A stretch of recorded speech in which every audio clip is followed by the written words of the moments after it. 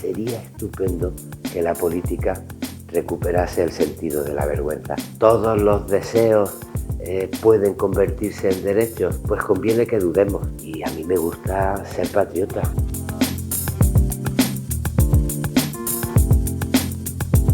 Yo creo que el sentido de pertenencia es fundamental. Si uno no tiene sentido de pertenencia, todo es indiferente.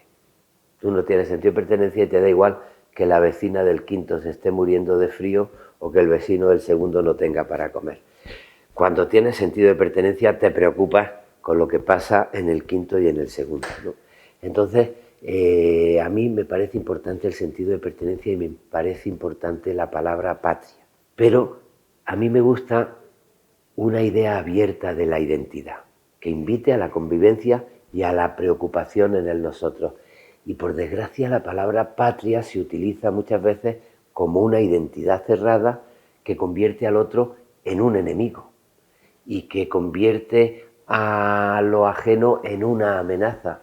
Y a mí me gusta ser patriota, es decir, pagar los impuestos cuando me tocan, reconocer que yo, que tengo un sueldo decente, pues debo pagar más impuestos que el que tiene un salario mínimo, y reconocer que mi mejor contribución a mi patria es preocuparme por la vecina del quinto, es decir, porque tenga una buena sanidad pública y que tenga sus nietos una buena educación.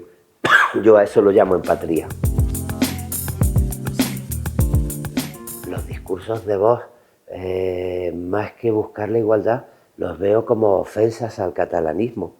Y eso, desde luego, me gustaría que fuese un motivo de preocupación y de meditación para los andaluces, porque creo que es muy grave defender la propia identidad como una ofensa a los otros, y para el independentismo catalán, que tomaran conciencia de que en una tierra donde la migración africana no había creado extrema derecha, pues el independentismo catalán ha creado una dinámica que ha alimentado a la extrema derecha, y creo que en una responsabilidad política debían pensar ellos en esto también. Hay algo que a mí me preocupa y es el desprestigio de los ejes de la democracia. El periodismo es un eje fundamental de la democracia. La política es un eje fundamental de la democracia. En esta dinámica, fíjate que el no pasar factura al mentiroso, lo que permite es pasar factura al periodismo y pasar factura a la política. Y lo que se crea es una sospecha: los políticos todos son iguales. Es que ayer mintió tal persona. Bueno, pero es que hay político que no mienta. Y se ha generado una sospecha sobre la política o sobre los medios de comunicación, porque en vez de llamarle a un periodista que da una información mentiroso, pues la dinámica social lo que ha generado es la sospecha sobre las posibilidades de la información.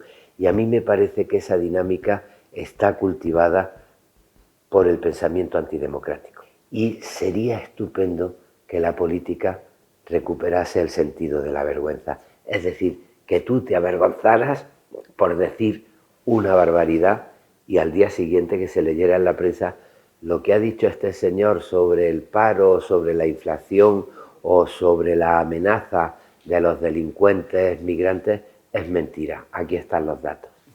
Cuando el New York Times acusó a Trump de lanzar 30 mentiras al día, la jefa de gabinete de Trump dijo que el presidente no mentía, que generaba realidades alternativas. Pues cuidado con eso, porque existen los hechos.